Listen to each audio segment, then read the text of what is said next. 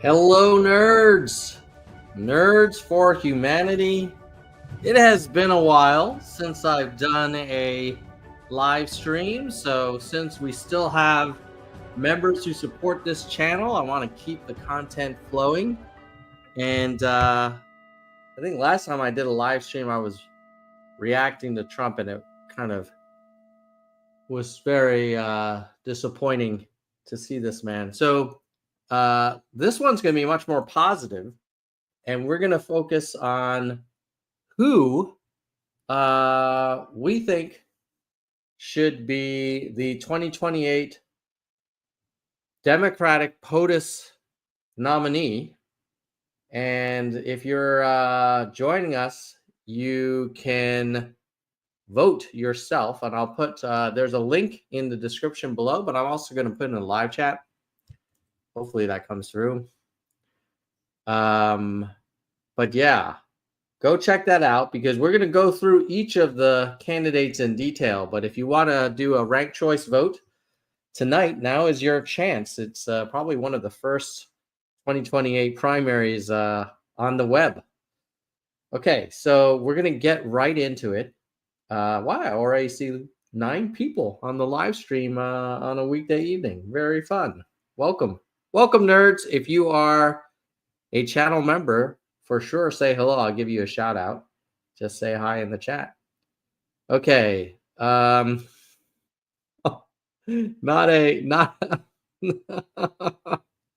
No, we're not going to be talking about Hunter Biden. I'm sorry. We're not going to talk about Hunter Biden. We're not going to talk about Hillary's emails. We're moving on. Moving on. All right. Oh, James wants to know how. Yeah, you know, Bernie's pretty awesome, but he's I think he's probably almost as old as Donald Julius Trump. All right, so let's get into it. All right, who's first on the list? This is not in order of my preference. It's just we're gonna go through a bunch of them. I don't know why I put Gavin first. Maybe because he's most well known. But there is Gavin Newsom. What's interesting about Gavin is that he's the governor of the largest state in terms of the economy. And some people will say that he did a good job with COVID. He definitely raised the minimum wage, did some good stuff for climate. He's a very photogenic guy.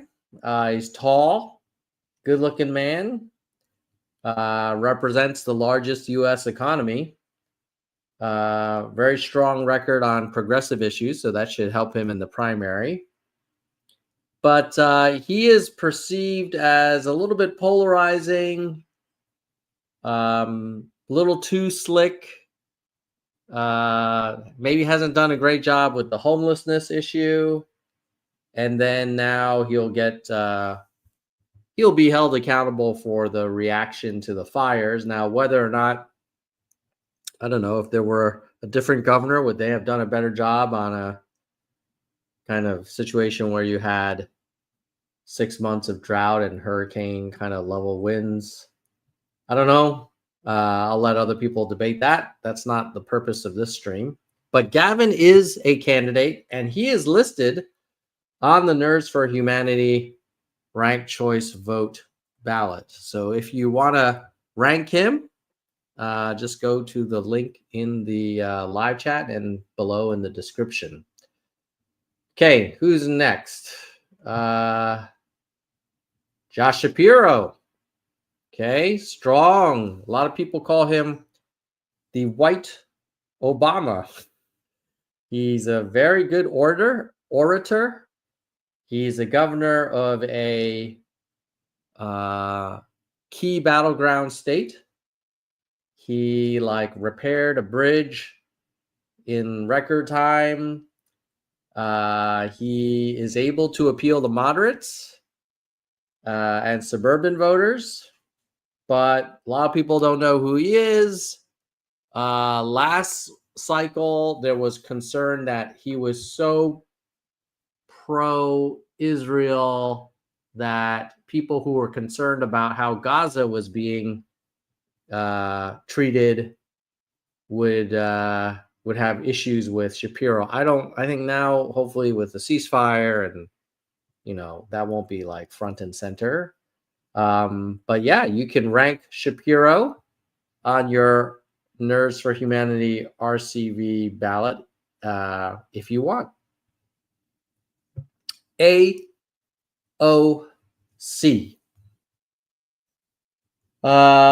Definitely well liked by the progressive side of the party. Very confident communicator, like Newsom, photogenic. Has this kind of grassroots energy, younger. Definitely good on social media. People think that she might be a little too polarizing in the general election. And, I was actually having coffee with a fellow supporter of progressive, kind of center left person. And she was saying, well, I don't know if we should run a woman. And I was like, what? But yeah, it could be that the Democratic Party wants to play it really safe and nominates, obviously, a Asian man. That would be the safe choice. But yeah, in all seriousness, it would be safe to nominate a white man, a straight white man. But I hope that we can rise above those labels and just nominate the smartest, most capable person with the best judgment and integrity. Whatever is clever is making a point that he signed bombs for Ukraine. Yeah, I don't think in the Democratic primary that would be a big negative. I think a lot of folks are supportive of Ukraine's defense, but certainly that's not going to be popular with some of the MAGA folks. But maybe the MAGA folks never would have voted for a Democratic nominee. All right.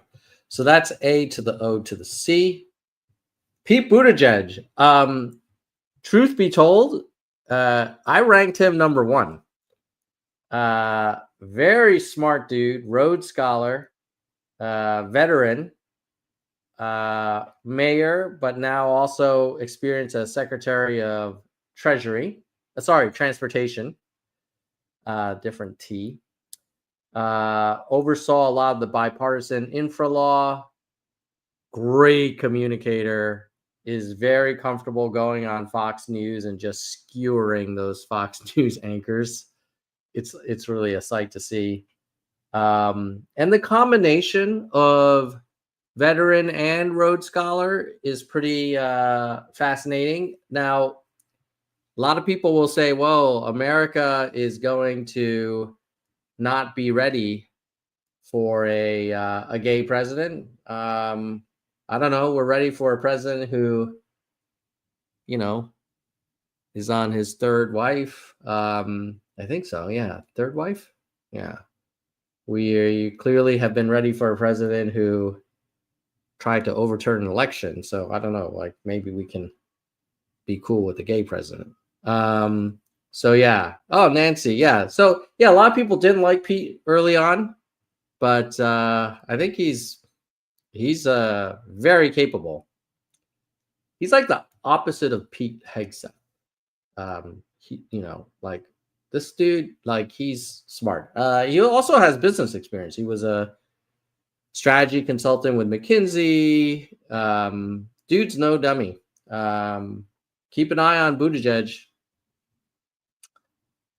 I ranked him number one.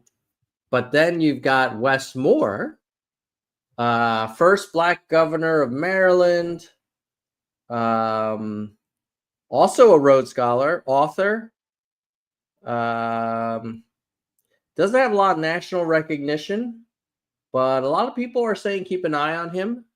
So I've not watch them speak. But after I do a shout out to our members, I'm going to do a video clip of each of them, and we can watch each of these candidates speak, because while these kind of PowerPoint slides are helpful, we really want to see how they communicate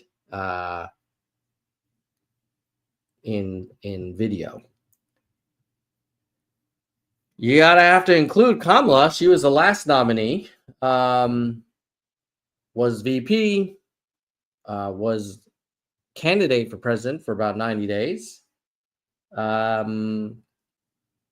It's unclear if she's moderate or progressive. That's part of maybe the appeal, but also like the dig that, it's not clear where she stands on things. And she lost. Now you could say it wasn't her fault, but she lost. So I don't know. I'm not right. I didn't rank her very high on my ballot because I thought she didn't do well in the 2020 primary. So, and I thought answers like I wouldn't have changed anything and not really being available for interviews and stuff to me didn't bode well. I mean, despite that, I volunteered like dozens and dozens of hours for that campaign. But when we're talking about 2028, I would probably go with someone else. Gretchen Whitmer, governor of a swing state like Shapiro, very strong.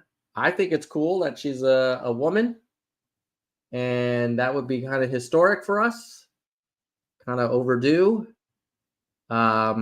Fix the damn roads in Michigan. Doesn't give off too much of a polarizing energy. Some people will say, oh, but she supported COVID public health policies. That is true. I don't know. I mean, it was a global pandemic. People were dying. Millions of people were dying. If she didn't do enough, we would have criticized her. So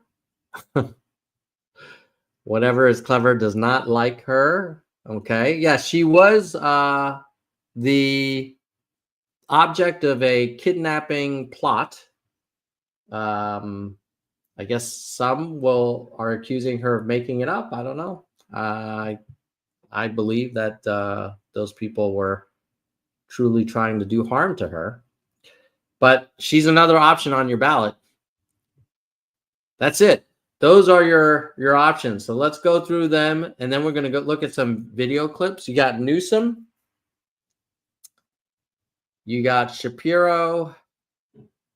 You got AOC, Buttigieg, Moore, Harris, Whitmer.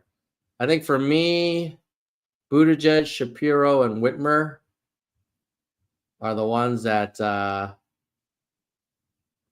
pop to my top of my list. And probably if I had to rank them, I would say Buttigieg, Shapiro, Whitmer. Yeah, those are my top three, but I'm curious where you guys land. Let's now watch some video clips of each of these candidates so you can have a better look. Basically, this video will then be your guide to the 2028 combine. All right, but before we do that, we got to give props to the people who support this content. And there's been enough member support that I am on my way to upgrading my mic. This mic I upgraded last year from just the laptop to this mic here, which I got. It was pretty good from mono price. But I'm going to be upgrading to an even better mic.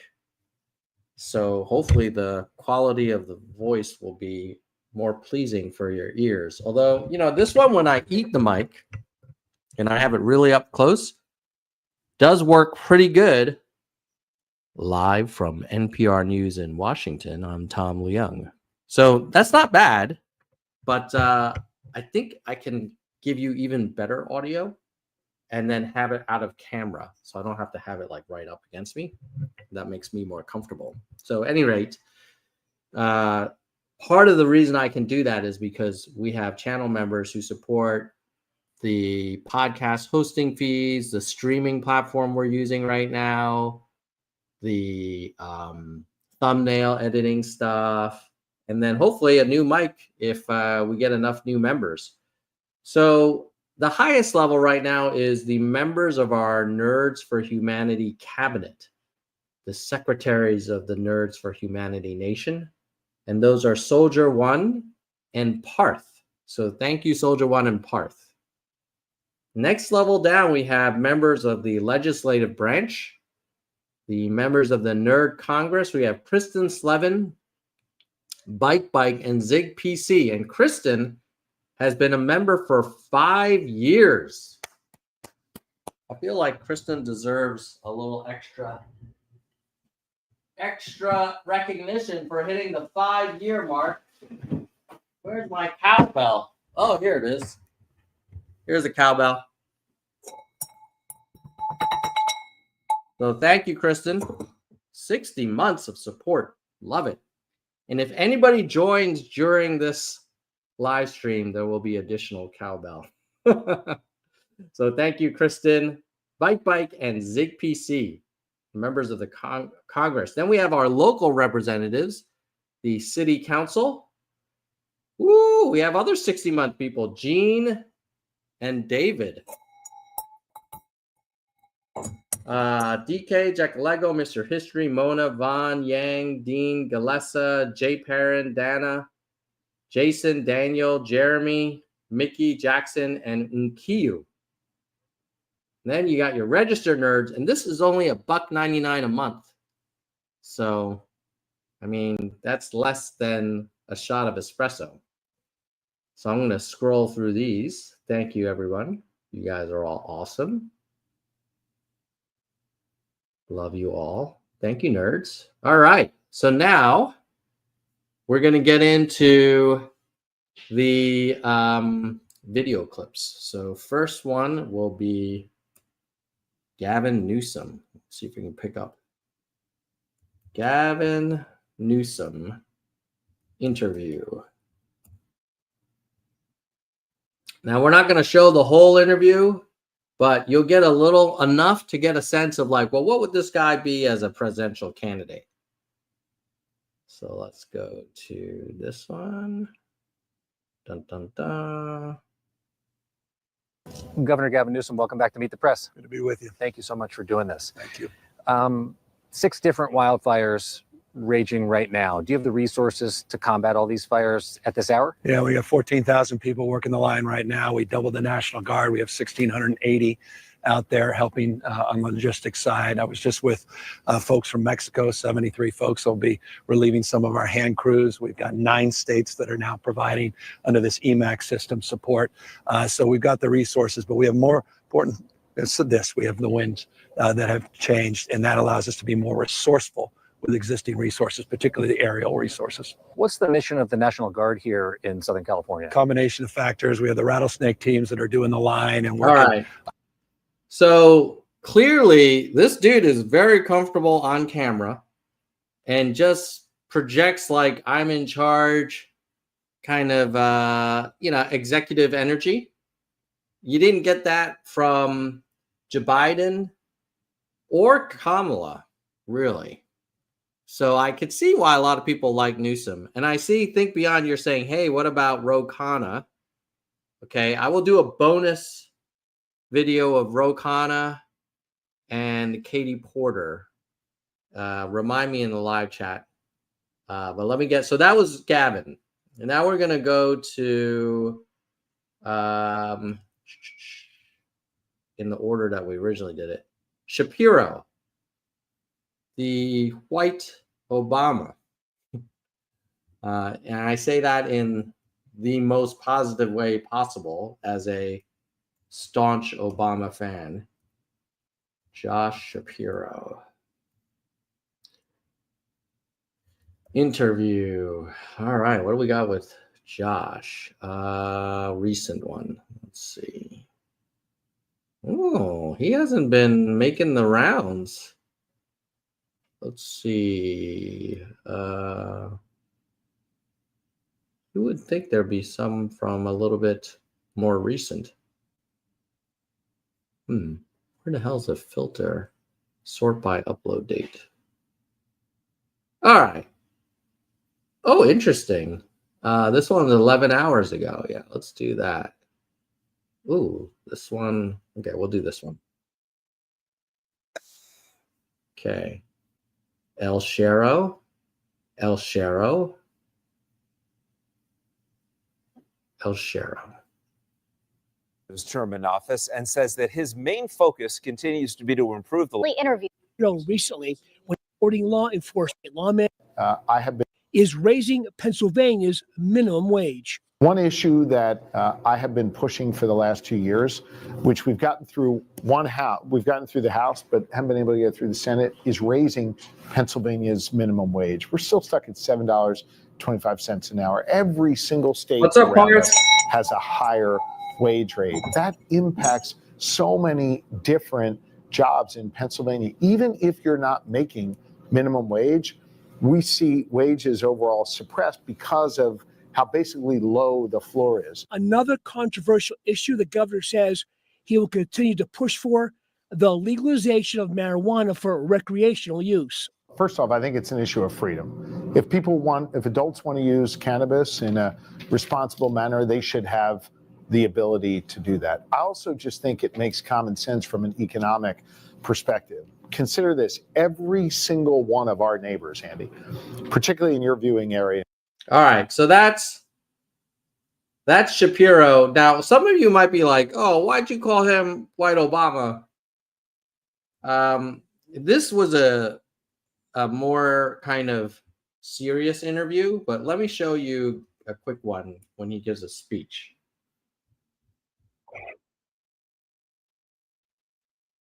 Okay, yeah.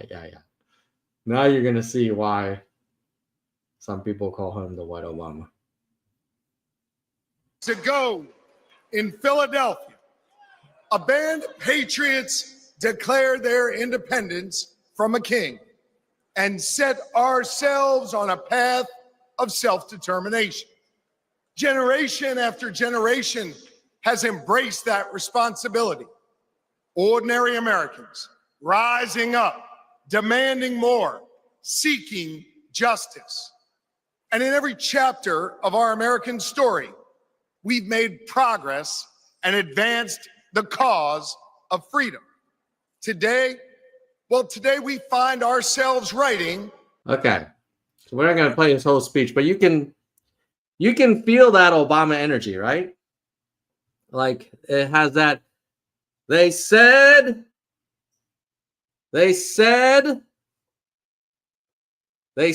this day would never come. Who knows when Obama said that?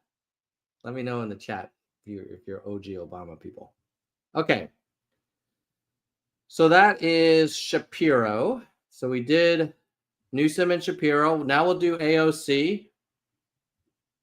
Okay, AOC interview.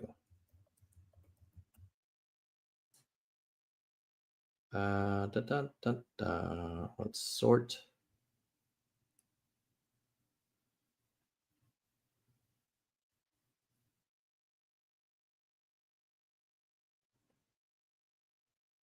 Okay, I just went to any random part of her interview with Jon Stewart.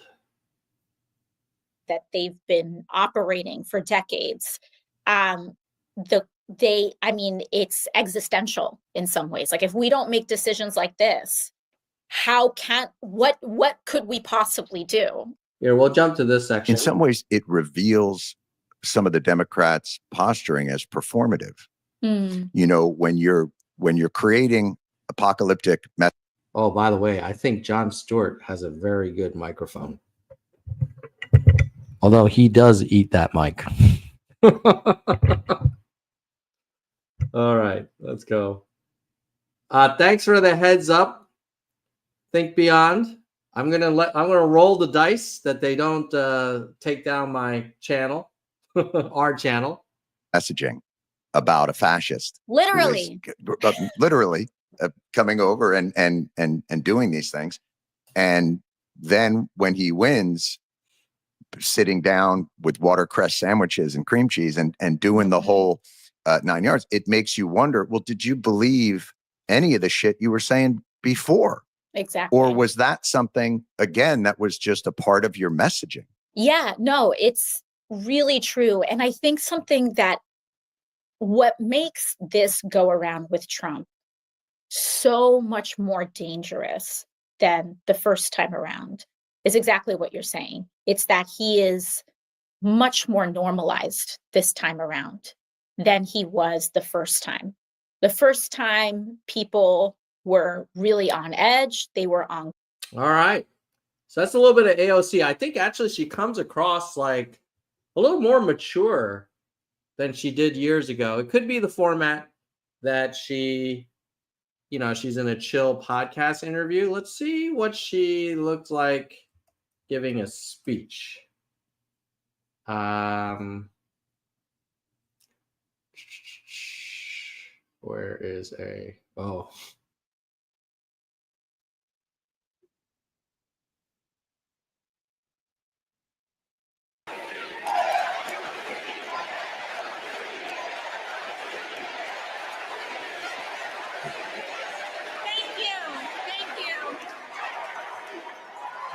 Thank you. Thank you, Chicago, for your energy. Thank you, Kamala Harris and Tim Walz, for your vision. And thank you, Joe Biden, for your leadership.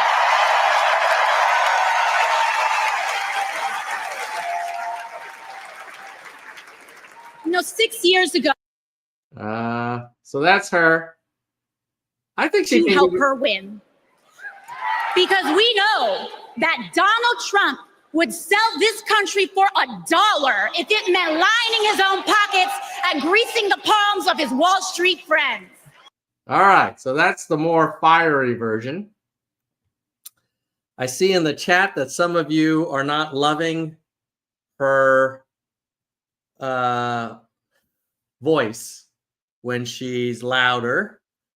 You prefer the podcast voice. I feel you. Now, are there men when they're loud? Yeah, actually, what was that guy? Tim Kaine. Was it Tim? No, not Tim Kaine. Who's that guy? Dean. What, the yelling guy? The guy. What was that guy? Oh, what the hell? The Vermont dude. Vermont screaming. Dean. Wasn't it Dean? Dean Scream. Yeah, Howard Dean. That's right, Howard Dean. So yeah, I think if you run for office, when you go high volume, I don't know, like Obama could go high volume and still it was good. Not everyone can pull that off. Howard Dean can't do it. Some of you don't think that AOC can pull it off. But she's on the ballot for our little experiment. And there's definitely people that think she's awesome. Oh, yeah. Now we're going to have the next one is Pete Buttigieg. Pete Buttigieg. He's my numero uno choice at the moment. Let's see. Let's see if I can find one where he's on Fox. On Fox News. Okay. And we'll filter upload date.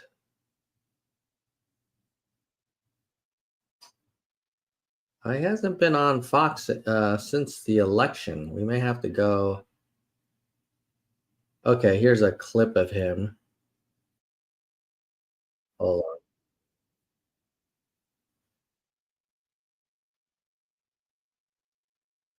on. Hold on. Gotta go with clip. Where the hell's the damn clip? Hold on. Sorry, guys.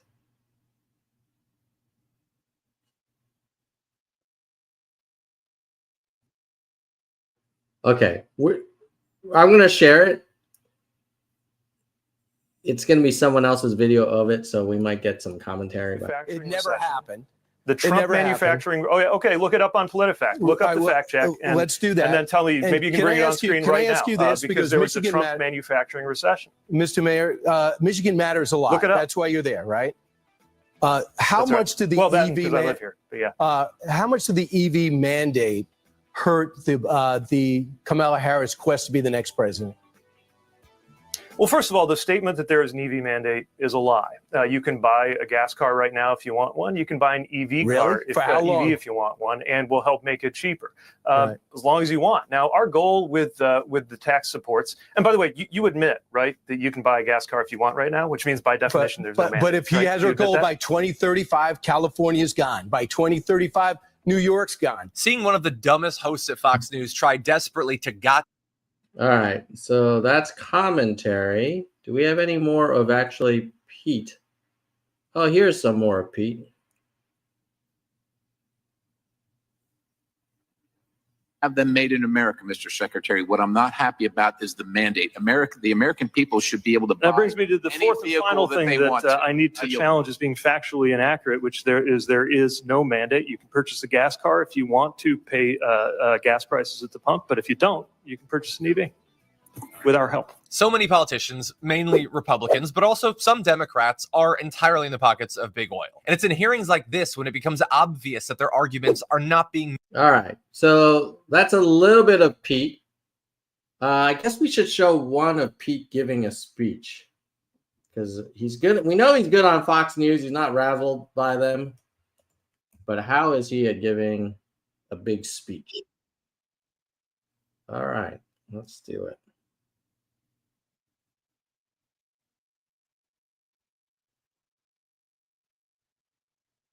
Bend, Indiana. Thank you, Chicago. Let's listen. Here's a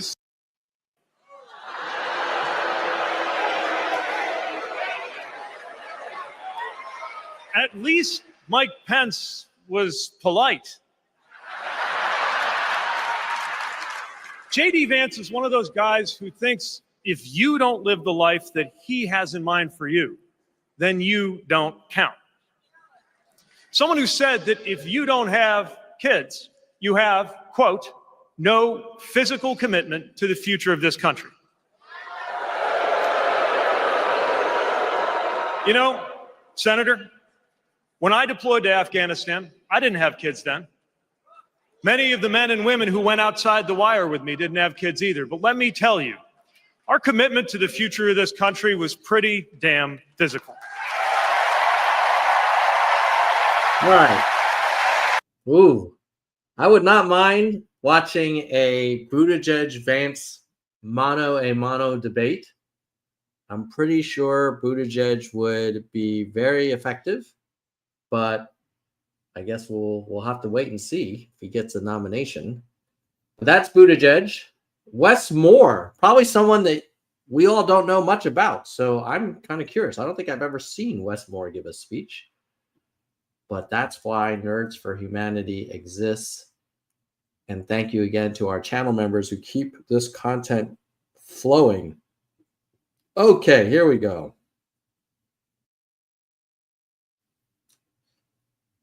Let's get it in there. Wes Moore. Who's Wes Moore? I will show you.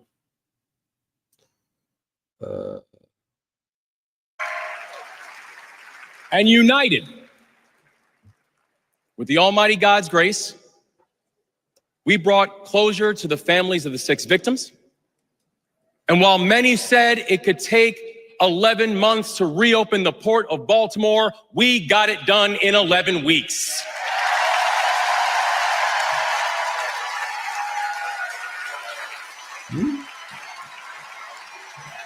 Because that is the story of America. We are a nation of patriots who serve when the mission is hard and who serve when the destination is uncertain. And I know our history is imperfect. The unevenness of the American journey has made some skeptical. But I'm not asking you to give up your skepticism. All right. So that's Wes Moore. I don't know. For me, he feels more like a VP at this moment than POTUS material. But let's see if we can find a Wes Moore interview. And here we are. Let's see. How is Wes Moore in an interview? He is intriguing. Governor Wes Moore, a member of the Biden campaign's national advisor. Oh, come on, internet. Let's start off by talking about African-American voters. The polls show there has been this erosion of support amongst Black voters, as we just mapped out, and you heard them there say some of them don't know if they're going to go out to vote. Why do you think there is this erosion amongst Black supporters? Well, I think there's a frustration and a cynicism, and I think it's longstanding. We have to remember, my grandfather was born in this country, and when he was just a toddler, the Ku Klux Klan ran him out and my whole family out of this country. And I'm now standing here as his grandson, as the 63rd governor of the state of Maryland, and only the 3rd African-American ever elected governor in the history of this country. The reason I bring that up is because history does matter. Mm-hmm. And so when we look at the fact that in Maryland, there's an 8-to-1 racial wealth gap, that's not because one group is working 8 times harder. When we're looking at drastic differences. Not bad. Not bad. Not bad. Intrigued. I still prefer Buttigieg and Shapiro. But okay, yeah, Wes Moore. Let's keep an eye on old Wes. Now we have, I don't think I need to show you all a video of Kamala Harris. We've seen a lot of Kamala Harris in the last election. So we're going to, if you guys in the live chat want me to, I will show a Kamala video. But yeah, let me know. Otherwise, I'm going to skip over Kamala. Not because she shouldn't be considered. Obviously, we have her on the ballot, but because I'm not going to show the video because I don't think anybody on earth has not heard Kamala before. Okay, but let me know in the chat if you want me, and I'll show some Kamala stuff. Let's go to Governor Gretchen Whitmer. All right. Gretchen Whitmer interview. Okay, filters, upload date. 8 days. Nice. We have a recent one, so we're going to share that one.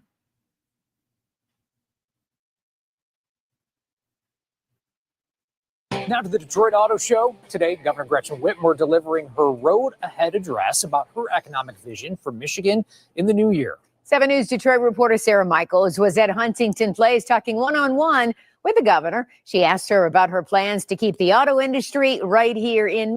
By the way, if you're watching this now, go fill out that ranked choice voting ballot because I'm going to share the real-time results after we're done with these videos to see how the ranked choice reallocates and who wins.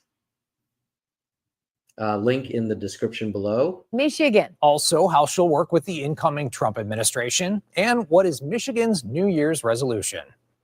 Usually I wait until my State of the State address to lay out an economic vision, but this could not wait. Michigan Governor Gretchen Whitmer delivering her road ahead economic vision for 2025 early at the Detroit Auto Show, placing great emphasis on her plans to work with incoming President Trump. Every one of us swore an oath to the people we serve, and the people expect us to find common ground. The administration differs when it comes to electric vehicles. So I asked, how do you plan to work with President Trump specifically when it comes to EVs? You know, President Trump has said that he wants us to be building all vehicles here in this country. That's great. I support, policies that level the playing field with China, but I also think we've got to be very careful when we talk about tariffs on Canada that will only increase the cost of a vehicle. With collaboration top of mind, the governor said the entirety of Michigan. All right. I think Whitmer's pretty compelling. We'll show a quick, that was like kind of an interview. We'll show a quick speech clip.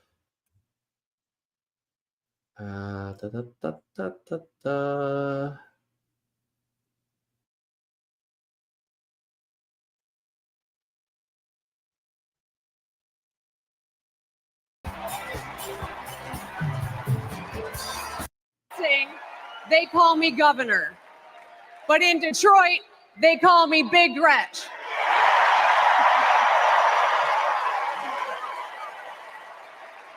Donald Trump called me that woman from Michigan as an insult.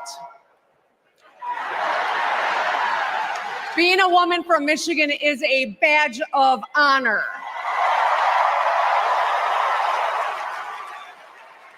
Like women across America, we just GSD.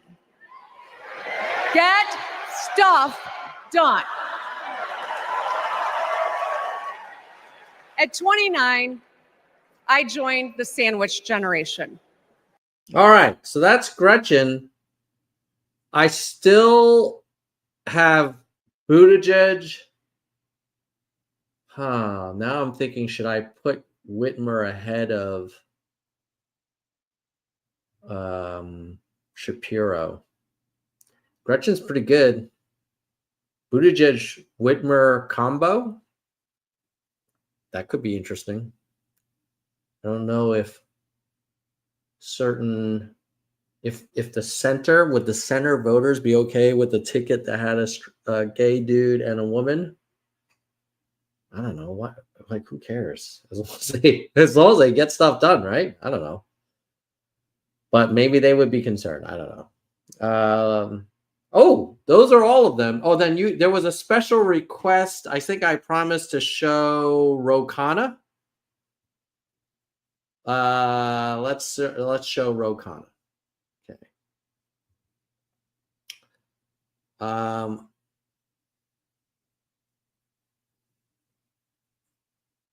Oh, whatever is clever is saying, hey, how could you like Yang? Dude, because Yang tried and he didn't do it, and then he tried in New York and it didn't happen. So I don't think we're going to see him running for president anytime soon. And as they say, like, the show must go on. You got to pick someone.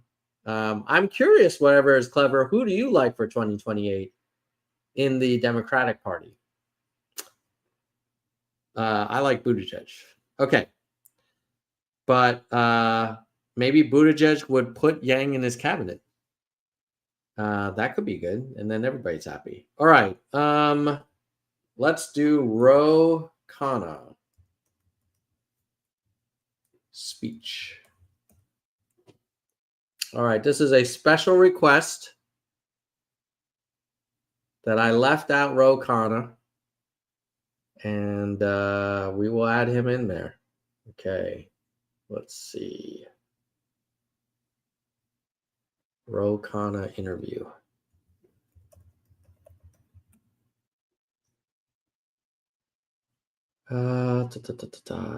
Filters. Upload. All right. We got him on PBS NewsHour. Let's do it.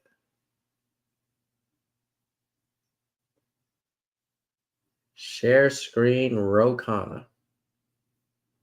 There, Congressman. We see you now. Thanks for being with us.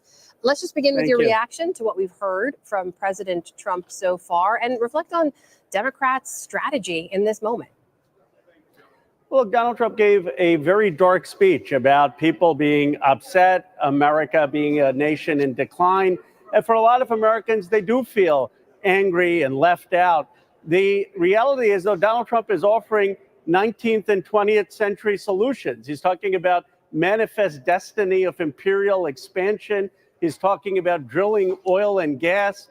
And I think China is probably laughing at that, saying, Where is the vision for the 21st century future building of America? What are the solutions in the future? And that's where the Democrats have an opportunity to say, yes, we understand there has been stagnation and decline, but Trump wants to sell American nostalgia. That's not going to win the 21st century.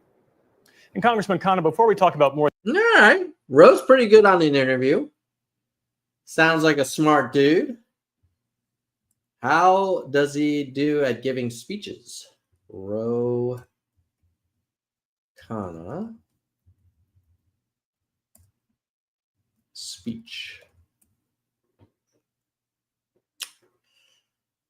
Okay.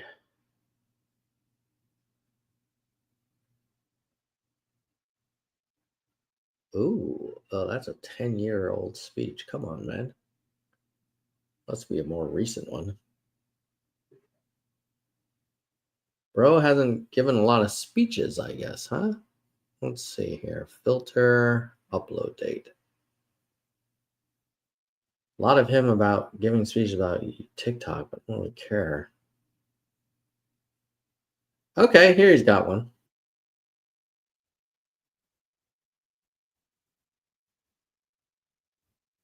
California. Gentleman's recognized. Thank you, Ranking Member Smith, and for your leadership. Also want to thank Chair Rogers, who has conducted the committee with bipartisanship. I got to travel with him. He's fun to travel with. And my opposition here is not with disrespect to either the chairman or the ranking member. As people know, I have been concerned about the Pentagon budget getting almost to $1 trillion. And I'm concerned about the 5 primes and the amount of cost overruns they've had. When you look at the F-35s and Lockheed, a contract that has been delayed, that has almost $200 billion in cost overruns. When you look at the IG report about Boeing getting $150,000 for soap dispensers, when you look at the reports about electric breast pumps being charged to our military for $1,400 when other places you can get it for $200. There is a lot of waste in this budget. And my hope is actually with the committee that we will engage with Elon Musk, engage with Doge on this issue to have a Pentagon budget that is going to be more. Yeah, huh.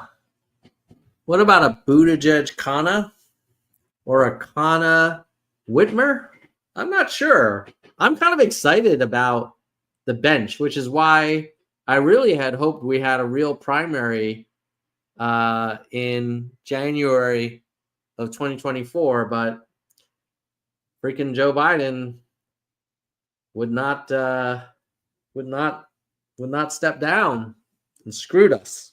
Anyway, I'm not going to go back in time. That's done. I think those are the main ones. I know we added Roe Khanna. Oh, someone was asking about Katie Porter. I'll show you a quick Katie Porter. And then I know Vaughn was saying about something about Tim Walz, but I'm not sure if he was asking that seriously or not. I don't see Walz as a POTUS timber, but if you guys in the live chat want me to show some Tim Walz clip, I can do that. But let's do Katie Porter interview. And let's do filter upload date.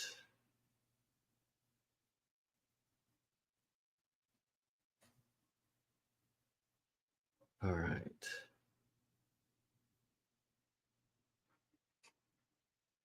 All right, there's got one. Share. Oh, you guys are ready for the Katie Porter. Okay, we're going to do it then.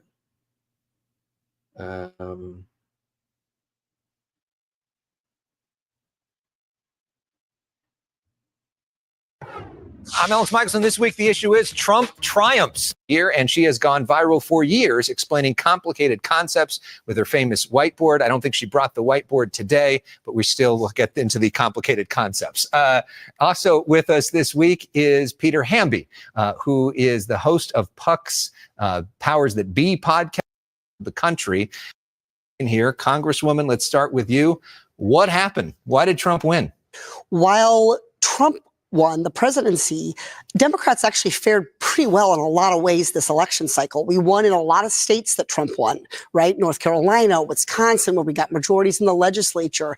And the House, I think, is still potentially on a path to Democratic control. So I don't think this is a mandate. I think that Democrats need to continue to fight for the American people, to fight for the issues that matter most to people. And I think in this next immediate aftermath, we need to avoid the blame and instead talk about and be responsive to our constituents. So on election night, I was with. I know a lot of you guys like Katie Porter. I'm not super blown away, but let me find a speech that she gave. I don't know. She didn't strike me as that amazing, but see if we can find another one of her.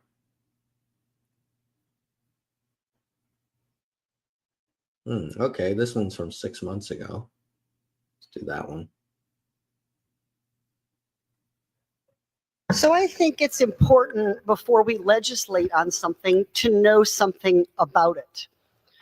So I know a lot about dishwashers because I'm a single mom and I load and unload and load and unload and rinse and buy detergent. So I wonder if the gentleman who's supporting this legislation about dishwashers, proposing to be an expert in what the American people want in their dishwashers, would be willing to engage in a little colloquy with me about dishwashers. I would like to yield. Are you willing to engage in this? I don't think he knows what colloquy Representative means. Duncan, I'd like to know if you know what the average utility cost is a month to run a dishwasher. Nope, he doesn't know. $2 to $4 a month. In other words, about a third of a Frappuccino. $2 to $4 a month. Mr. Duncan, do you know about how much a dishwasher costs, Representative Duncan? Like a mid-range dishwasher? Nope, he doesn't know. About 800, 900. You want to get fancier, like 1,000? Representative Duncan, do you know the best ways, the most important things you can do to make your dishwasher get the dishes clean? No, not a dishwasher expert. Loading it correctly. Because what I haven't heard, I've heard a lot about the Biden border, the so-called border crisis. What I haven't heard about is anything about dishwashers. So as somebody who saved and scrimped and was so proud to get a new dishwasher and can tell you a lot about them, what they cost, what kinds of features they have, how to load it properly, which I wish every person, every man and child in America would listen to their wife. Gentlewoman, another 2 minutes. All right. So I see the appeal. She's definitely happy to call BS on people and has a feistiness to her. I like that. So I think it's now time to reveal the results so far, preliminary results of the Nerds for Humanity ranked choice voting primary. If you haven't voted yet, I'll give you another like 30 seconds. I'm going to put the link in the chat and you can look at it in the description as well. And we will show the results. And what's fun is this is a ranked choice voting primary, so you don't have to worry about voting for a spoiler. And if your first choice doesn't get enough votes, you can have your vote reallocated to your second choice.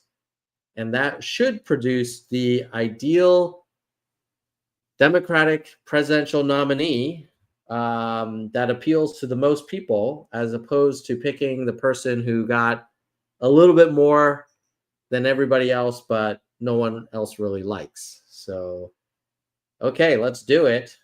Let's see who the Dems would pick if it was up to us. And there's 50 people on the live stream right now. What fun. Okay, results. Let's go and view the results.